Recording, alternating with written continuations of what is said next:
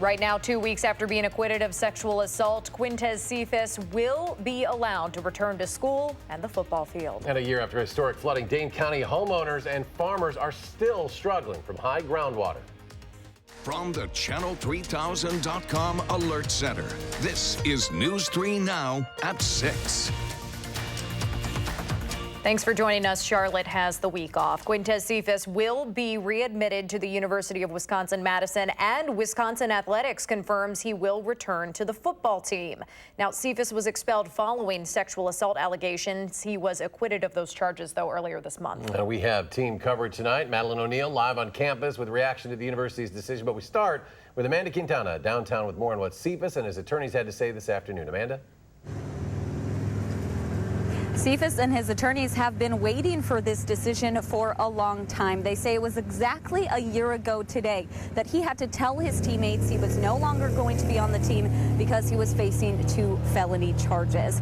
His attorneys and Cephas were here today for a press conference thanking UW and Chancellor Rebecca Blank for, quote, making the right decision, giving Cephas his life back in time to pursue his academic and athletic dreams. Since his expulsion, his lawyers have been arguing that he was being punished for a crime he didn't commit. Today, Cephas was asked why he decided to stay at UW instead of going to another school. Because of my teammates and my coaches and them doing as much as they could to support me through this whole thing. So I have no reason to run from Wisconsin. I'm just here to continue my education and continue to play football. Although his lawyers had hoped for the decision earlier, UW officials say they didn't have all the information they needed to make a decision until now. Chancellor Blank saying, quote, all 3 of the primary participants in this case are our students, and I know the past year has been painful for everyone involved. My decision is based on the availability of substantial new information that wasn't made available to us during the earlier process. I recognize that some will disagree with this decision. In the university's investigation, they did find Quintez Cephas that he violated a lesser charge, not the sexual assault charges, but a sexual harassment charge for taking a picture of one of the accusers while she was naked during that night. So his lawyers say he did get that resolved. He did everything he needed to do. He is going back to school in good standing, and he can join the football team. Amanda Quintana reporting. Amanda, thank you. And as Chancellor Blank alluded to, the decision to let Cephas back on campus and the football field has met with mixed reaction. Madeline O'Neill is live at UW-Madison with more from victim advocates. Maddie?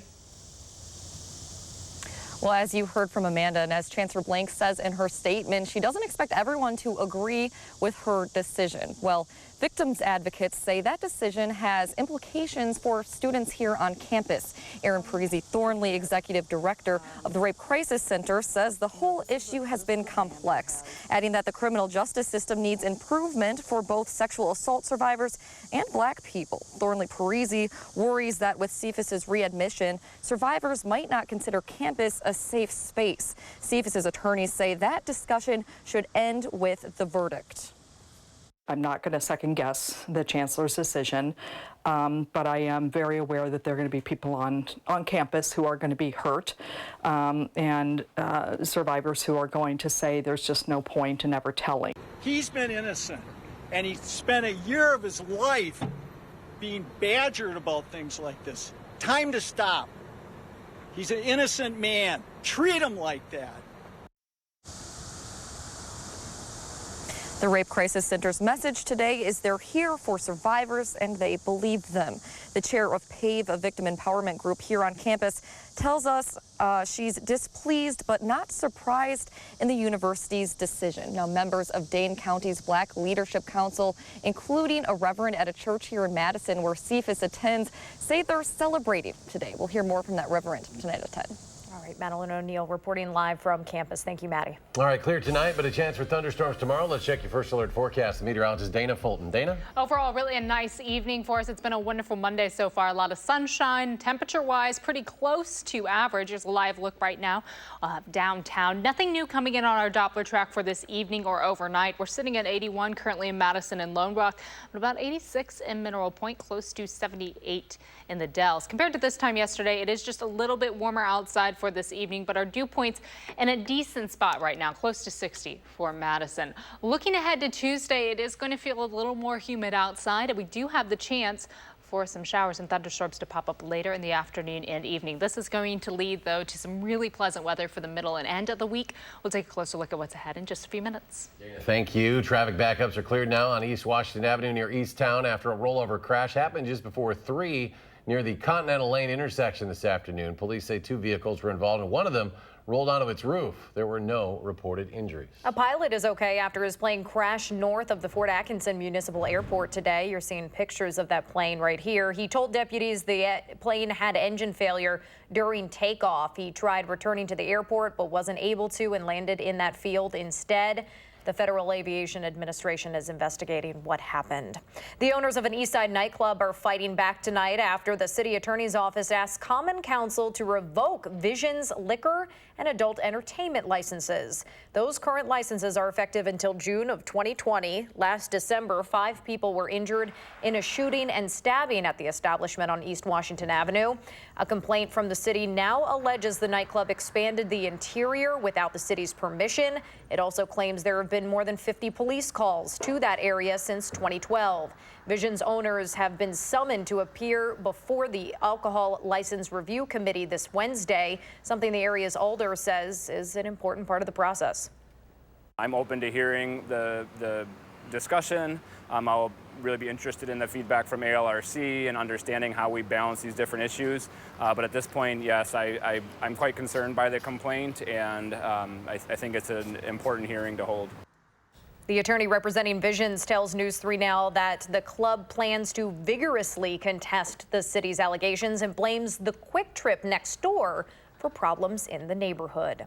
Well, it's been 1 year since a single storm dropped 15 inches of rain on Dane County, causing historic flooding and more than $150 million worth of damage. Gabriella Becerra is live at Lake Monona with more on how that damage is still affecting some people. Gabby? Homeowners and farm owners are still continuing to face damages from groundwater-related flooding, including not being able to plant crops. Nearly 1 in every 10 acres of cropland in Dane County went unplanted. A local farm owner tells us that his farmer is expecting to lose 50% of crops. That's because of high groundwater. But Dane County Executive Joe Parisi says there isn't much that can be done about it. So that groundwater situation is a challenge. And again, there's nothing that any of us can do about that. That's just a function of all of the rain that we get. County officials are focusing on how to improve water flow conditions before another extensive rainfall comes, although Parisi says he is confident they are prepared to respond if it were to happen again. The county purchased more sandbagging machines, a rescue boat, and they also are adding weed cutters to get rid of the the plants that are kind of blocking the water from flowing through the lakes and river. A lot of issues to address even a year later. Gabriella Becerra reporting live for us. Thank you, Gabby. And tomorrow is the anniversary of those historic floods. We will have team coverage from some of the hardest hit areas like Black Earth, Middleton, and Mazomanie. We'll show you how those communities are still struggling and recovering tomorrow on News 3 Now. More local news now as the Willie Street Co-op North is a bit more colorful today after a community mural art painting. That's right. The public and co-op employees voted on the theme, Good Things Grow Here, which showcases the city's diversity and the people that help grow the co-op. Anyone is invited to paint the mural today with the help of the designers, Dane Arts Mural Arts. You can hold the paintbrush and you can apply the paint. You're qualified. So it's a great way to involve the community in, you don't have to have experience in painting, but just want to be a part of something bigger and add to the mural. That's right, and people are invited to paint the mural until 7 tonight. Dane Arts Mural Arts will add a few finishing touches as well, and the final mural will be revealed in October. Still ahead at 6, a 13-year-old Sun Prairie girl is the youngest student at UW-Madison. She's also a Girl Scout dancer and somehow has time to plan a science and technology camp for young people who share her love of learning. We will share how your child can get involved next.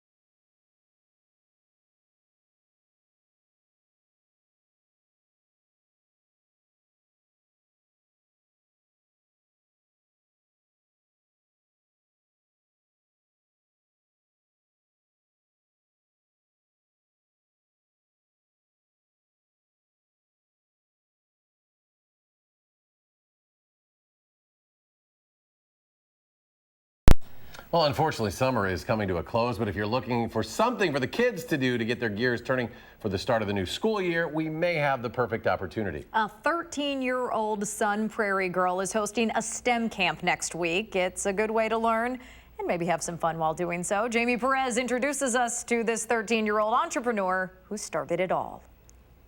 Rumble, rumble, click, clack, the train comes to a stop. When you first meet Sarah Gay, she seems like any 13-year-old girl who likes to learn. We are seated on the top row. The view is lovely and grand. That book she's reading is one that she wrote, just one of several books she's had published. I've always been really interested in learning. A published author of multiple books at 13 years old is just the beginning. She's the leader of her Girl Scout troop, a dancer, plays violin, reviews toys for various STEM companies, and is the youngest student at UW-Madison. I'm currently majoring in astronomy physics. Yes, you heard that right. Astrophysics. It's just fascinating, like how the world works. Sarah says she's always been a bookworm, a sponge, absorbing whatever knowledge she can. Something that's been challenging for her mom, Danelle, to make sure Sarah is always on her toes. I don't think any parent expects to have a child in kindergarten who can read Moby Dick and understand it, or by third grade testing out of things at like high school levels. Sarah said she still takes middle school courses so she can have a semi-normal life. But mom knows she's wise beyond her years. It's just been finding and making the right connections to make the opportunities happen. And now she wants to help others. She's hosting a STEM camp next week and is looking to fill some spots. Well, I don't want to give everything away, but we have like movie studies on various historical people. She really is a big advocate for kids to just get out there, experience stuff, and learn. Kids will soon have the opportunity to learn from her, but I wanted to know what all of you might be wondering. Where does she get all this from? Good question. You know, they say talent skips a generation. We're trying to figure out where the heck it came from and how many generations back. So it's just a blessing to have in her life and watch all the fun things she comes up with. Sarah, you're an inspiration to us all, and we could all probably take a page out of her book. In Sun Prairie, I'm Jamie Perez. I leave the station and find a cab. Today's been a long day. News 3 Now. And if you would like to sign up for Sarah's STEM camp next week, there is a link to do so over on channel3000.com. Former Badger wide receiver J.C. Dawkins was part of Barry Alvarez's first recruiting class and went on to win a Rose Bowl. But last summer, he almost lost his life. He had a heart attack. Now, right now, he is making his health and that of other black men in Madison a priority. And tonight on News 3 Now at 10, we'll show you how that moment in time has grown into an entire facility at Madison's Black Barbershop that offers everything from blood pressure screenings to yoga classes for men and boys of all ages. One reason for getting at the younger boys is if average age of death is 51, what's middle age? 25, which is scary to think. So every little bit we can do to help that. We know Madison has its issues and it can be a great place for everybody. But we're just trying to do our part to help that segment and try to make up some of those disparities. What an awesome effort We'll have there. More on that tonight at 10. Stay tuned for that. Yeah, looking forward to it. Next at 6, though, we will be cooler tonight before a chance of thunderstorms tomorrow. And Dana will tell us when we might need the umbrella as well. It's your First Alert forecast. That's next.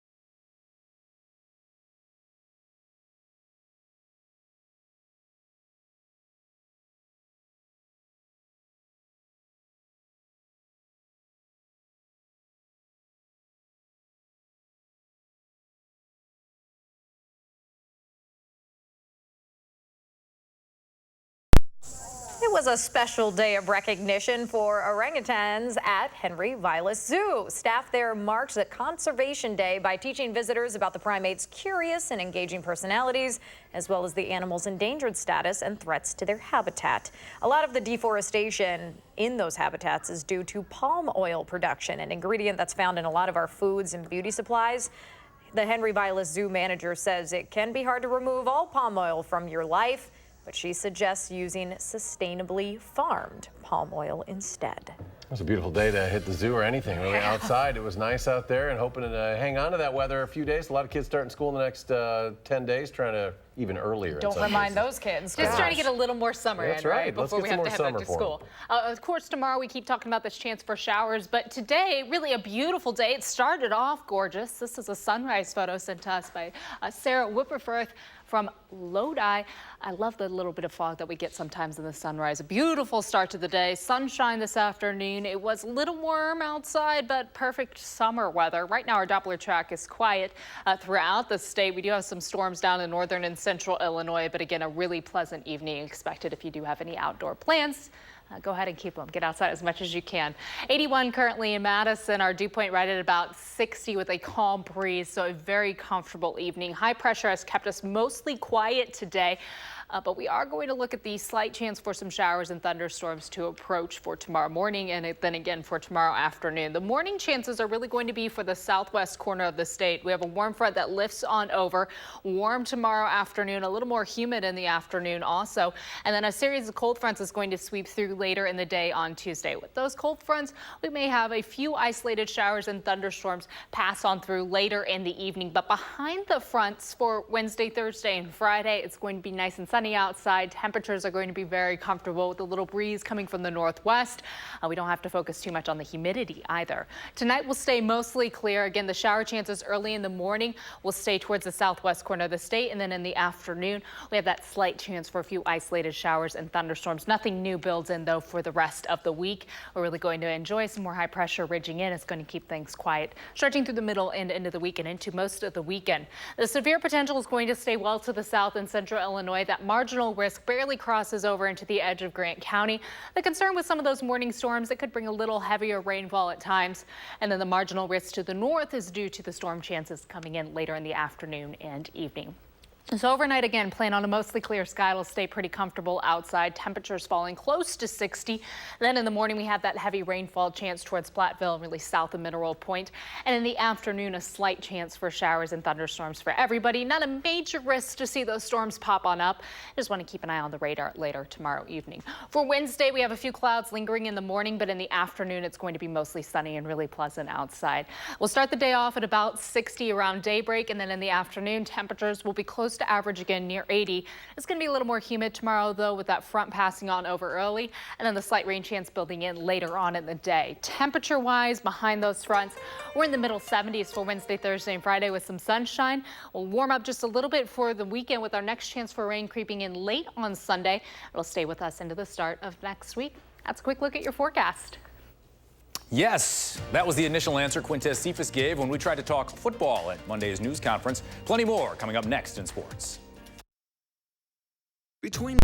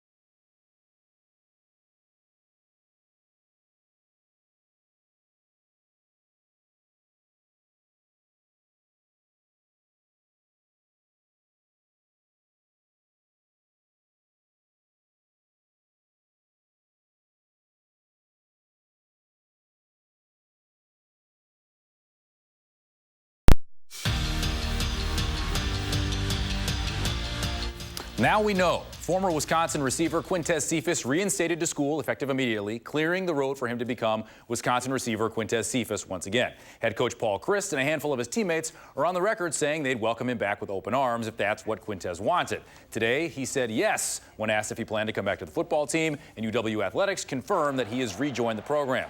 Cephas said he didn't consider transferring to get a fresh start and play at another school. He said he wants to come back, finish his schoolwork, and win football games at a high level with this football team. Because of my teammates and my coaches and them doing as much as they could to support me through this whole thing. So I have no reason to run from Wisconsin. I'm just here to continue my education and continue to play football. Aaron Rodgers spoke to the media for the first time since his back injury sidelined him for last week's preseason game against the Ravens. Rodgers said it just locked up. Could have been a throw, weight room stuff, slept on it funny, but there was no specific moment. Now, Rodgers said the Raiders traditionally show some looks that challenge you in the preseason, but if Rodgers sits another exhibition game, he'll still feel good about where he's at this point of training camp. The practices are so much more important than the preseason. The looks that we see like on a day like today are invaluable reps. It's, an attacking defense, it's different fronts, it's different pressures. The best reps I'm going to see all summer are in practice. If, Matt wants us to play, we'll play and go out and compete. The backup quarterback position still up for grabs. DeShone Kizer, Tim Boyle trying to impress head coach Matt LaFleur enough to earn the QB2 spot on the depth chart. Rodgers isn't known as a verbal, screaming type leader. He says he leads by example, and his understudies know exactly what he's trying to teach them. Even when he's not super raw, he's still Aaron Rodgers, and you still respect everything he does and he says, so you definitely have to account for that. But I don't think it's any added, pressure or anything you have to do really different.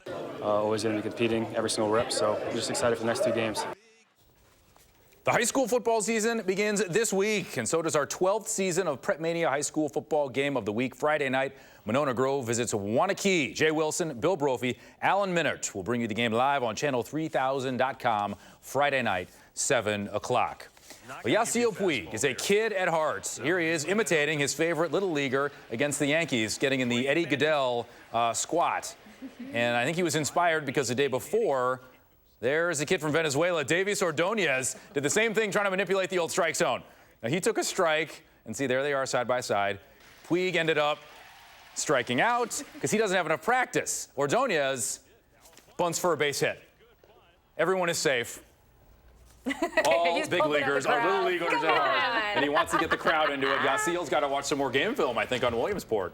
Yeah, CC Cincinnati on the mound makes things a little tougher. Hall of Famer there, throwing smoke. It's a little tougher. Yeah. Kevin, thank you. Dana, final check. Overall, we're expecting a really nice evening. Tomorrow, though, there is going to be a slight chance for some showers and thunderstorms in the morning for the southwest corner of the state, and then in the afternoon, really for everybody, stretching into the early evening as a cold front passes through. Behind that front, it's going to be really pleasant for the middle and end of the week. Temperatures will be in the middle 70s. We'll get sunshine. Our dew points will also drop off a bit behind that front. Our next chance for rain will start to push in for the second half of the week. It'll stay with us looking into Monday, and then another cool stretch for the middle of next week. But man, tonight, a really nice summer evening outside. Yeah, I can't get over Prep Mania starting. It's Friday. Where did the summer go? Have a good night, folks.